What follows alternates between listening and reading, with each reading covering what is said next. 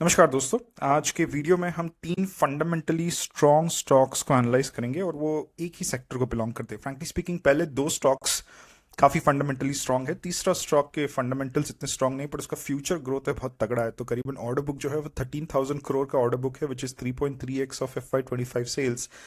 तो पी भी इस स्टॉक का बहुत ज़्यादा है, 62 का एक तरह से पी जा चुका है। तो कहीं ना कहीं मार्केट ने फ्यूचर ग्रोथ डिस्काउंट कर लिया है। तो पिछले साल का जो ईपीएस ग्रोथ है वो 4-5% है, बट पी जो है वो 62 है। तो कहीं ना कहीं फ्यूचर ग्रोथ मार्केट ने एक तरह से डिस्काउंट कर लिया है। मैं तीसरे स्टॉक की बात कर रहा हूँ। पहले दो स्टॉक्स हैं मुझे काफ़ी फंडामेंटली स्ट्रांग लगे। फ्री कैश फ्लो पॉजिटिव है, सीएफओ टू एबिटा 0.6 है, 0.7 है, मतलब प्रॉफिट्स को कैश फ्लोज में कन्वर्ट कर रही है। आरओसी जो है वो करीबन 20-25 के ऊपर है, राइट। और देखने गए तो मतलब ये कंपनीज ऐसे है जो एक ईपीएस ग्रोथ करीबन 18-20-22% तक दे सकते हैं इस साल में, अगले साल में।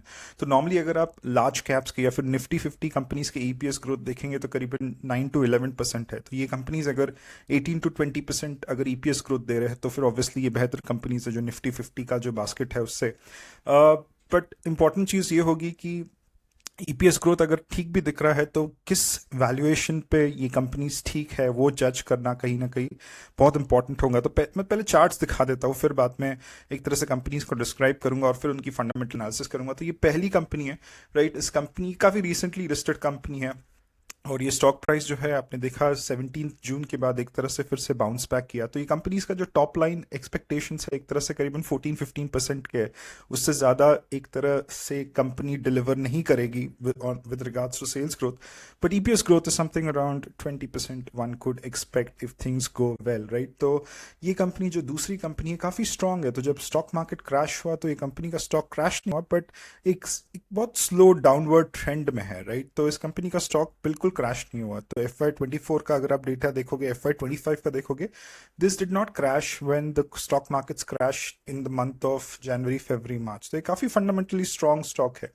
तीसरा वाला जिसकी मैं बड़े ऑर्डर बुक की बात कर रहा था, इसका डेफिनेटली स्टॉक प्राइस एक तरह से क्रैश हुआ, but because of the fact that the future growth is going to be terrific over year, stock price kind of bounced back, right. तो इस कंपनी को the first company that we are going to analyse is ACE construction. Actually first company जो हम analyse करेंगे वो S construction नहीं है। तो मुझे ये कंपनी को एस कंस्ट्रक्शन इक्विपमेंट, इस कंपनी को एनालाइज करने के लिए मुझे विव D3W ने कहा and he told me couple of times to analyse this company.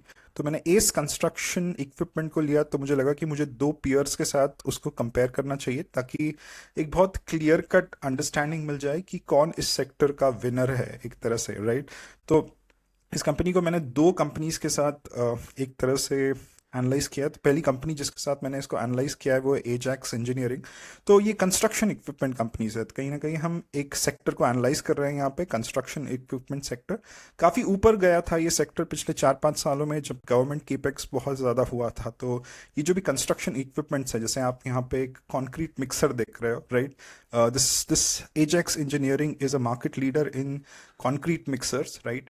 It has a terrific export market, 25 countries को एक्सपोर्ट करती है, राइट। थोड़ा इनपुट कॉस्ट की वजह से वीकनेस है, बट इस कंपनी का पिछले 10 साल का सेल्स ग्रोथ 10% है। तो साल दर साल अगर कोई कंपनी 10% सेल्स ग्रोथ दे रही है तो मुझे लगता है एक स्मॉल कैप कंपनी को 10% सेल्स ग्रोथ साल दर साल फॉर द लास्ट 10 years देना बहुत बड़ी बात है, राइट। तो कुछ एमिशन नॉर्म्स के ट्रांजिशन हो रहे हैं जिसकी वजह से थोड़ा शॉर्ट टर्म वीकनेस होगा। तो मैं जब Q4 का एक तरह से कॉन्कॉल्स पढ़ रहा था तो they were very clear that short term में H1 में काफ़ी हेडविंड्स दिखेंगे। तो management was very cautiously optimistic. दोनों कंपनीज जो एस कंस्ट्रक्शन इक्विपमेंट और एजैक्स इंजीनियरिंग का मैनेजमेंट मुझे लगा कि बहुत कॉशियसली ऑप्टिमिस्टिक है, बहुत ज़्यादा ऑप्टिमिस्टिक नहीं थे, right, with regards to short term growth, because there are many uncertainties on exports as well. Emission norms के जो ट्रांजिशन हो रहे हैं उसमें एक तरह से थोड़ा टाइम लगेगा। प्राइस हाइक्स किए इन कंपनी ने बहुत रिसेंटली, तो क्लाइंट्स जो है वो इतना हड़बड़ी में ऑर्डर नहीं करेंगे। तो ये सारी कुछ शॉर्ट टर्म वीकनेसेस दिखे, बट H2 के बारे में they were very confident and beyond H2 they were very confident, right. तो इस कंपनी का कोई क्लाइंट कॉन्सेंट्रेशन रिस्क नहीं है, काफ़ी वेल डाइवर्सिफाइड बिजनेस है। रिसेंटली आईपीओ किया है, 1269 करोड़ का आईपीओ किया था, मेरे को लगता है फेब में एक तरह से इनका स्टॉक लिस्ट हुआ था। एंड मुझे जैसे मैंने कहा कि it's very cautiously optimistic. So this was the first company. The second company जो मेन कंपनी है, जो एक तरह से जिसके लिए रिव्यू मांगा गया था वो है एस कंस्ट्रक्शन इक्विपमेंट। तो ये क्रेन्स बनाती है, tower cranes and mobile cranes बनाती है। Again this is a global market leader, 63% market leadership है इन क्रेन्स में। And it has diverse clients across manufacturing, infra, real estate, defence as well. Capex कर रही है करीबन 350 एक्चुअली, टाइपो है यहाँ पे, 300 to 350 crore for modernisation, new plants and acquisition. The weakness is a lot of Chinese dumping that is happening, तो उसकी वजह से थोड़ा वीकनेस दिख रहा है शॉर्ट टर्म में। Headwinds due to price hike, इस कंपनी ने भी अपने प्रोडक्ट्स के प्राइस हाइक किए, तो इतना ज़्यादा कुछ लोग जो क्लाइंट्स है they are not very happy, they are not very prompt in kind of buying the products right now. इस कंपनी का गाइडेंस 14% का है सेल्स ग्रोथ का, जैसे मैंने कहा 14-15% सेल्स ग्रोथ देने वाली कंपनीज है। मार्जिन करीबन 17% है। Again a very cautiously optimistic tone on ACE construction equipment given by management. तो मैं Q4 की रिजल्ट्स की बात कर रहा हूँ, अभी तक Q1 FY26 के रिजल्ट्स नहीं आए हैं, तो ये पिछले क्वार्टर के रिजल्ट्स की बात कर रहा हूँ मैं। तो काफी H1 में कॉशियसली ऑप्टिमिस्टिक टोन है, कोई ज्यादा एग्रेसिवनेस नहीं दिखाया मैनेजमेंट ने, राइट। टोन बहुत मैटर करता है, बट काफी रियलिस्टिक टोन है कि H1 डिफिकल्ट होगा, H2 से चीजें आसान होगी, राइट। तो सबसे पहले मैं ये ब्रीफ दे रहा हूँ, then I will come to fundamental analysis, और जो गाइडेंस का मैथ्स भी मैं एक साथ में ही दिखा दूंगा एंड में, राइट। थर्ड कंपनी जिसकी मैं बात कर रहा था, जिसमें काफी तगड़ी ऑर्डर बुक आई है, राइट, थोड़ा ओवरवैल्यूड लगी मुझे इनिशियली ये कंपनी, बट फिर हम नंबर्स देखेंगे, right. This is a PSU, BEML नाम की कंपनी है। PSU earth moving agreements, earth moving equipments, agreements बोल रहा हूँ, इक्विपमेंट्स बनाती है। क्लाइंट कॉन्सेंट्रेशन रिस्क बहुत ज्यादा है, टॉप 3 क्लाइंट 65% एक तरह से बिजनेस देते हैं। इसका सबसे बड़ा क्लाइंट जो है वो कोल इंडिया है, राइट। तो PSU कंपनी है, दूसरी PSU कंपनी को सप्लाई करती है।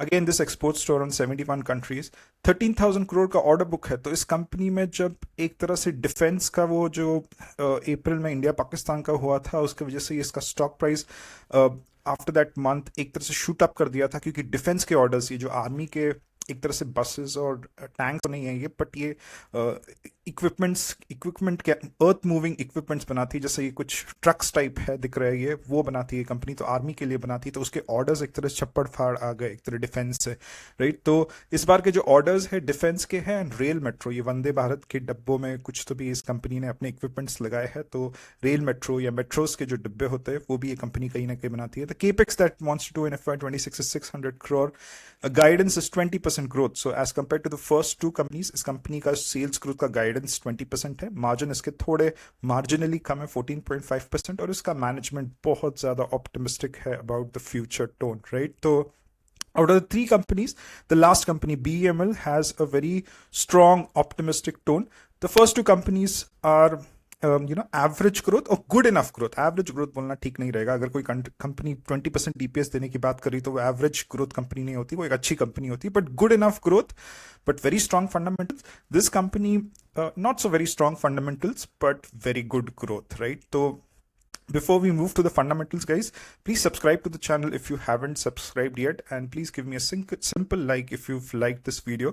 Please use these videos as level 1 analysis to do your level 2 kind of analysis, and then you invest, getting advice from your investment advisors. These are not stock recommendations. I'm not a SEBI registered analyst. These are just educational videos, and please help me kind of take this channel to the next level. So I'll start with the fundamental analysis of these 3 companies in a moment.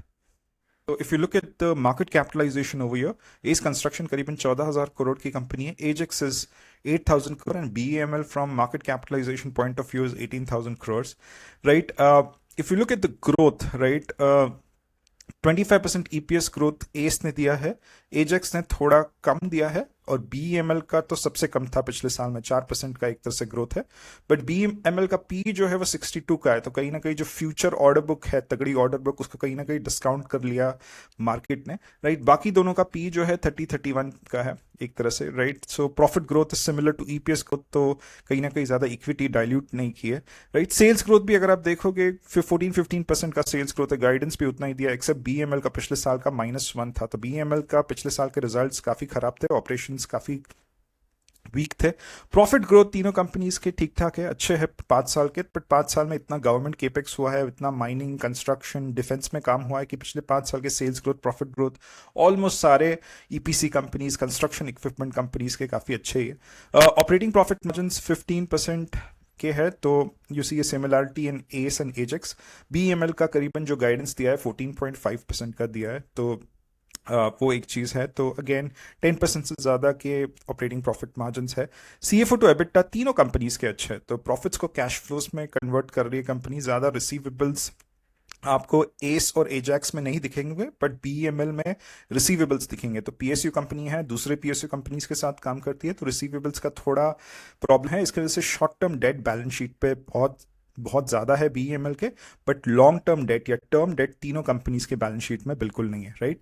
ROE is very important. Sustainability की मैं बात कर रहा था, fundamentally strong होने की बात कर रहा था, तो उसमें आरओई आरओसी बहुत इंपॉर्टेंट रोल प्ले करते हैं।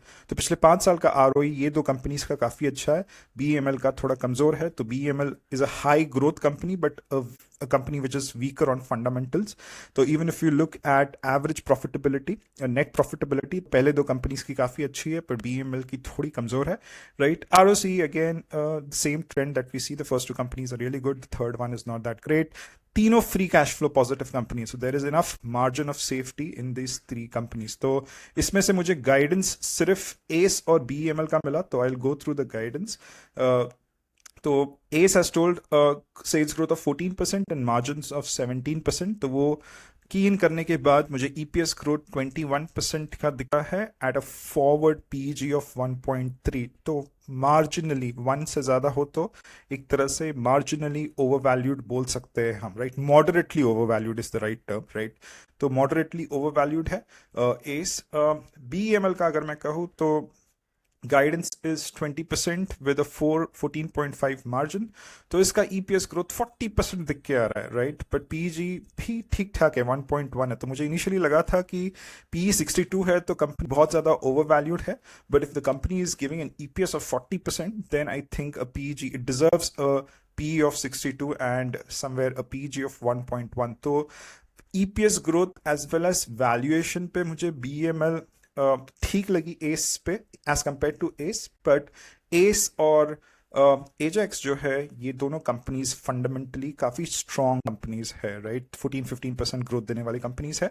बीएमएल में I think it's because of the defence orders, right. So this was a brief about these two companies, these 3 companies in the construction equipment space. If you want me to analyse any other companies, please mention that in the comment box. मैं proper P2P analysis करके लेने की सोच रहा हूँ, ताकि सबको समझ में आए कि कौन सा एक लीडर है, कौन सा विनर है एक तरह से इस सेक्टर में, और किस पे ध्यान देना चाहिए, क्या ईपीएस ग्रोथ आ सकता है, एंड कौन से कंपनीज में वैल्यूएशंस रीजनेबल है, right. So thank you very much for your time guys, please take care, bye bye.